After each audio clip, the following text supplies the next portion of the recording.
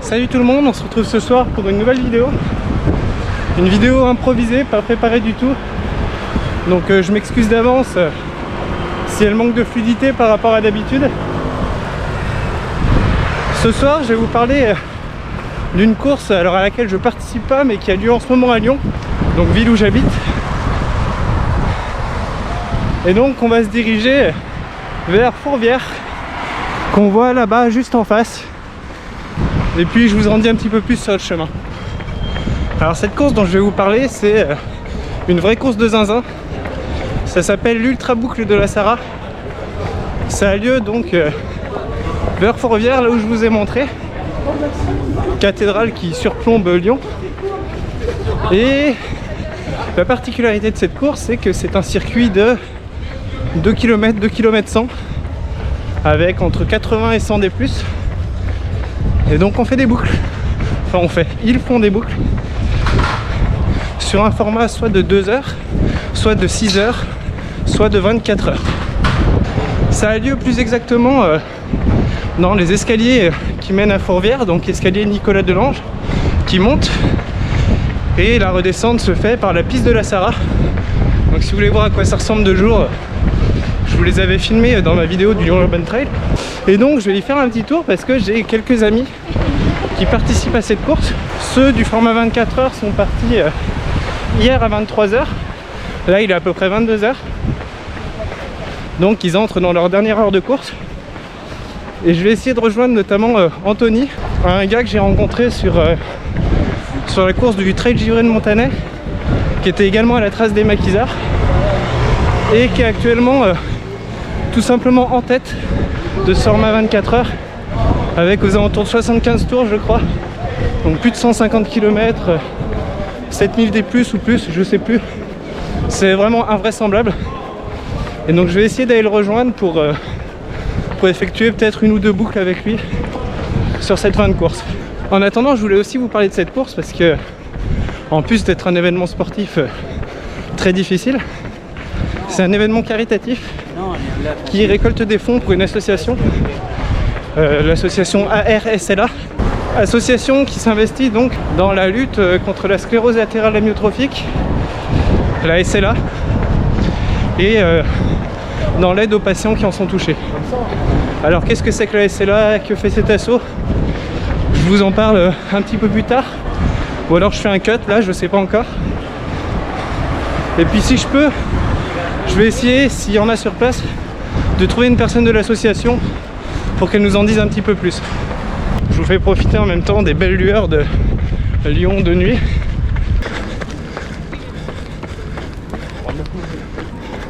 Cette course, l'UBS, l'Ultra Boucle de la Sarraz, je la connais depuis un petit moment parce que bon, elle est relativement connue ici à Lyon, depuis que je cours on va dire.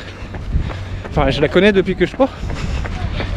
Et j'ai donc découvert l'association qu'ils soutiennent cette année avec l'histoire de William. Ça m'a beaucoup touché et ça me tenait à cœur de vous en parler. C'était ce week-end ou jamais, ou alors l'année prochaine. Mais bon, j'ai essayé de faire ça ce week-end.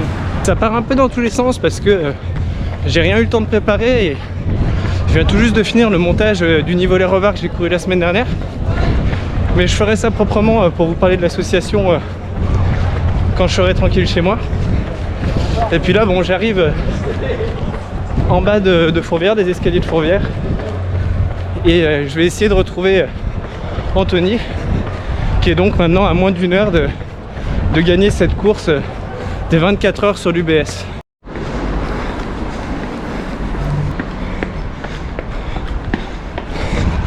Là on est sur les premiers escaliers, il passe pas sur ceux-ci, mais j'y suis vraiment dans quelques instants. Donc là on est dans les escaliers dont je vous parlais. 563 marches au total.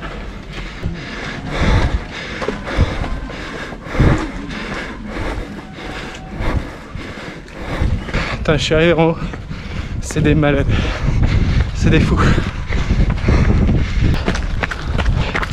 Donc après ces fameux escaliers, il passe ici par le parc des Hauteurs, puis sur la passerelle des 80,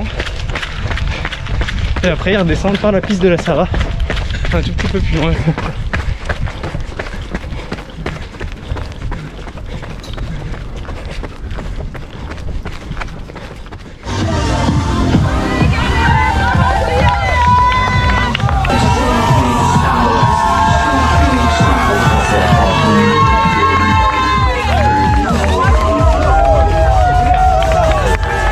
Il reste du temps, il reste pas. On descend pas, on est d'accord. T'arrêtes? Franchement magnifique.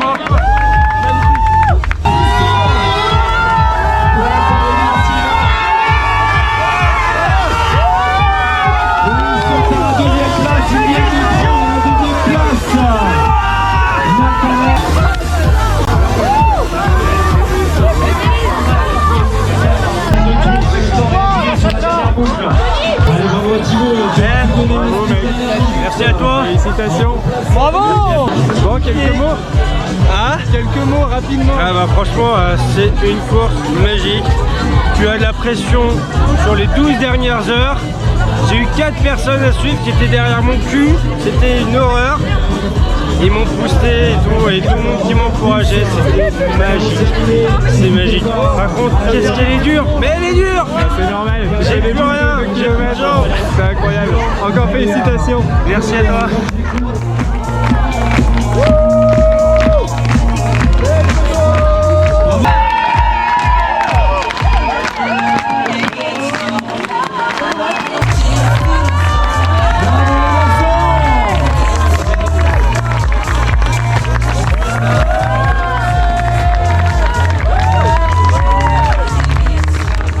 Bon, je me suis éloigné un peu parce que c'était l'effervescence en bas. Finalement, Anthony, étant donné qu'il avait beaucoup d'avance sur sa première place, a décidé de s'arrêter un petit peu plus tôt. Enfin voilà, un tour avant, il n'est pas reparti pour le dernier tour. Il a fait un tour d'honneur avec les bénévoles et tout. Enfin, ça a l'air super apparemment. Il est dans un état de fatigue impressionnant, mais enfin, c'est fou ce qu'il vient de faire tout simplement. Et c'est pareil pour toutes les personnes qui ont fait le 24 heures, c'est juste incroyable. J'en reviens pas à réussir à faire 24 heures sur une portion de 2 km en montée-descente avec des escaliers et une piste glissante, sachant qu'il a plu énormément cette nuit et aujourd'hui. Ouais, je suis vraiment impressionné.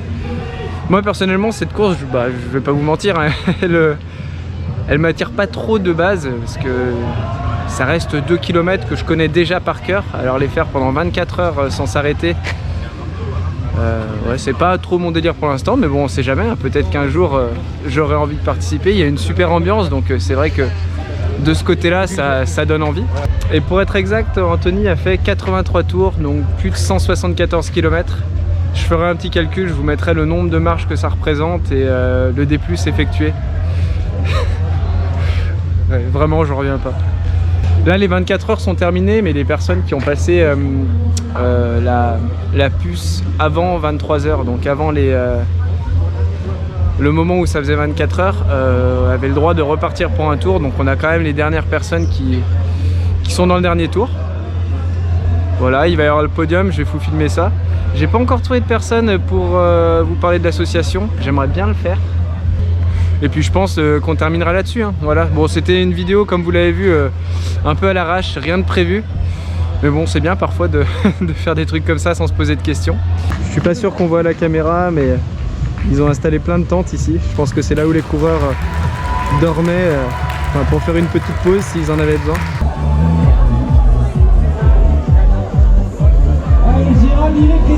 Voilà, je vous filme la descente quand même pour que vous voyez un petit peu à quoi ça ressemble. 203 km à Oyo. Elle descend là-bas, puis là-bas, et ils reviennent. Plus communément appelé la petite Charcourt. Et 40 centimes par mois. C'est 3767 €.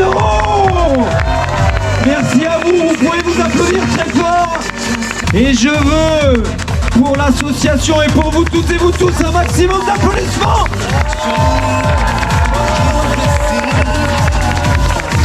Avec une grosse pensée pour William et pour tous ses proches. William qui est parti cette semaine et qui aurait évidemment été ravi d'être avec nous encore une fois. Cette maladie et à qui on pense fortement. À lui, à tous ses proches, à tous les malades. Encore une fois, des applaudissements. 3 767 €. Carole Bouteille, vainqueur de l'Ultra Boucle de la Sarre 2023. Il s'est arrêté bien avant la prochaine qui était sur le dos. Enfin, un malaise. T'imagines? À la première place, mesdames et messieurs, le plus fort, le plus rapide, réalise la deuxième meilleure performance de tous les temps. Devant Paul-Henri Romestin, triple vainqueur de l'épreuve, il a fait mieux que Paul-Henri. Il réalise 83 boucles, 174 km 300. Il n'avait pas de ligne à son palmarès, il en a une exceptionnelle. Il est vainqueur de l'Ultra Boucle de la Sarre. Anthony Fauville, vainqueur de l'UBS 2023.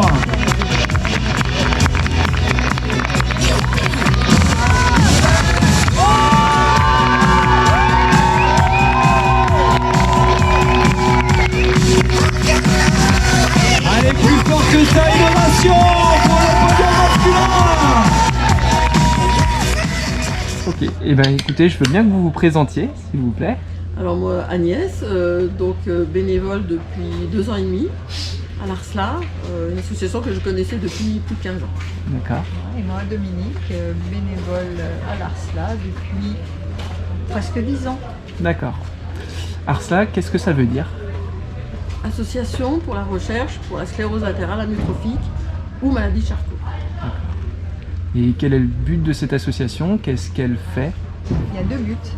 Et l'essentiel, comme le dit le titre, c'est une association pour la recherche.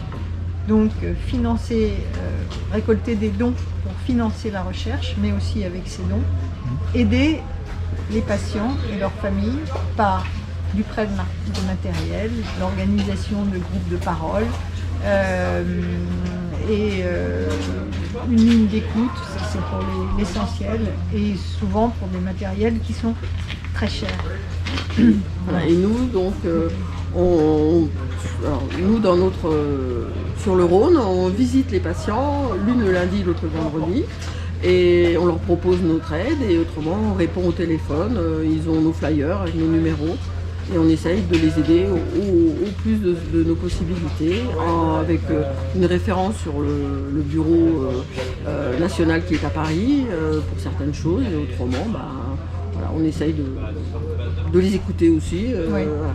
Même si nous on n'est pas psychologue, mais on des fois parler un peu d'autres choses, ou essayer qu'ils aient des projets, et puis nous essayer de concrétiser autour de ça. Alors on a parlé de sclérose latérale amyotrophique, je pense que c'est très peu clair pour beaucoup. Est-ce que vous pourriez définir ce que c'est que cette maladie, ce qu'elle implique chez les patients qui en sont touchés et chez la famille de ces patients? Alors la sclérose latérale amyotrophique, donc on dit bien sclérose, donc c'est un motoneurone qui est abîmé, on va dire, en utilisant des mots simples. Latéral parce que c'est un motoneurone latéral, alors c'est hyper compliqué la neurologie. Amyotrophique parce que ça touche le muscle, c'est-à-dire que ça touche la conduction nerveuse du cerveau au muscle, il n'y a plus de conduction, donc le muscle ne fonctionne plus. Donc ça Il répond plus à la demande. Donc les gestes tout simples qu'on fait comme ça, là le patient, même s'il réfléchit, je vais tendre mon bras, il n'y a plus de connexion. Donc ça peut être, la maladie peut commencer très bien par les jambes, par les mains, et également une forme bulbaire, qu'on appelle bulbaire, c'est-à-dire qui va toucher la parole, la respiration, la déglutition, donc les gens ne peuvent plus parler, ne peuvent plus manger et ont beaucoup de difficultés à respirer.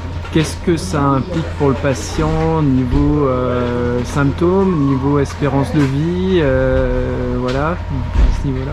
Alors, les symptômes sont variables selon les cas dont a parlé Agnès, selon la forme dont a parlé Agnès. L'espérance de vie, elle est également variable. On va dire que la moyenne, c'est 3 ans, 3 ans et demi, mais il arrive que les patients partent en 6 mois. Okay. Voilà. Et puis on a l'exemple de Stéphane Hawkins qui lui a vécu 18 ans avec la maladie. Oui, même plus, Voilà. en sachant qu'il avait une trachéotomie. Donc forcément, muscle respiratoire atteint, mais avec une trachéotomie, c'est la machine qui respire. Donc voilà. Et la moyenne d'âge, c'est 55 ans. Au niveau traitement, est-ce qu'il existe des choses pour cette maladie? Alors, le seul traitement connu, reconnu dans cette maladie est donc le Riluzole, qui est censé retarder de plusieurs mois l'apparition des troubles respiratoires. C'est un traitement qui existe depuis plus de 30 ans, qui est toujours donné, accompagné souvent de vitamines, et c'est tout. Et donc actuellement, il y a beaucoup de recherches autour des essais cliniques, autour de certains médicaments, mais qui pour l'instant n'apportent, il n'y a pas de résultats probants, en sachant qu'il y a une forme familiale génétique, donc il y a quand même du travail autour de ça, grâce aux génitons, grâce aux tonnitons. Et puis donc nous, nos efforts, c'est la récolte des dons qui part à la recherche, et tous les ans il y a 2 projets médicaux qui sont choisis dans une certaine liste par leur conseil scientifique, puisque à l'ARSLA il y a un conseil scientifique, et qui sont financés. L'année dernière, ils ont pu donner à la recherche 800 000 €. D'accord. Grâce aux dons récoltés par diverses activités, des courses, des événements, des ventes, voilà. Okay. On essaye d'élargir. Si quelqu'un qui voit cette vidéo souhaite aider, qu'est-ce qu'il peut faire? Eh bien, nous rejoindre comme bénévole. Contactez l'ARSLA, www.arsla.org. Sur Lyon, nous, c'est coordination.rhône.arsla@gmail.com. Et là, ils nous trouveront au bout de... Et voilà. Et nous ouvrons nos bras entiers, car actuellement, nous ne sommes pas assez nombreuses. Voilà. Donc nous participons, nous faisons des stands, nous essayons de faire connaître. Et c'est un fait que pour certaines choses d'organisation, ça serait bien d'être un peu plus nombreuses. Ok.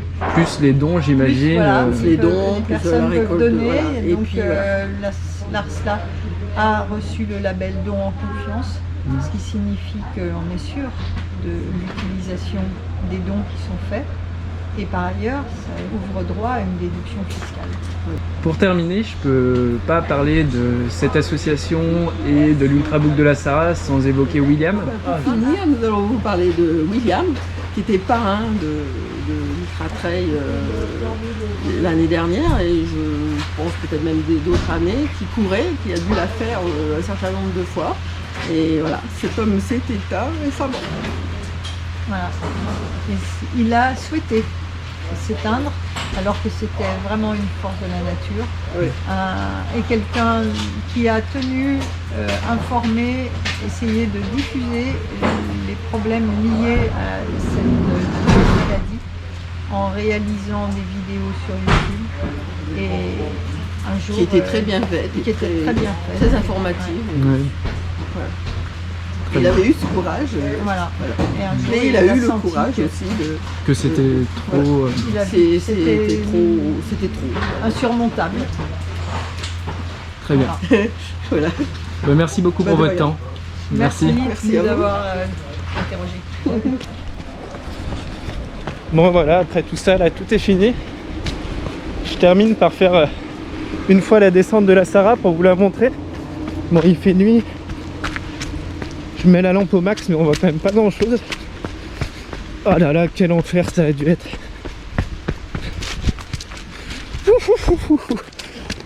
J'ai failli chuter déjà. Et pourtant je suis en chaussures de trail. Petite anecdote rapide. Anthony, celui qui a fini premier, a eu le deuxième meilleur temps, deuxième meilleur nombre de tours de tous les temps sur cette course. Donc très très impressionnant.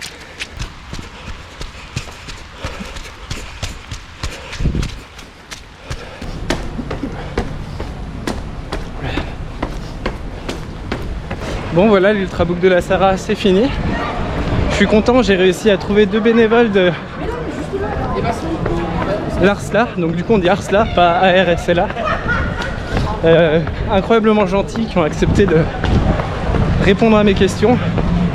C'est encore mieux que ce soit des personnes concernées qui s'y connaissent, qui aient pu vous parler de ces associations plutôt que ce soit moi, quoi. Donc ça c'est super. Encore une fois, tout dans cette vidéo a été fait sans préparation, à l'arrache, donc je suis désolé si ça s'imbrique moyennement bien, qu'il y a des répétitions.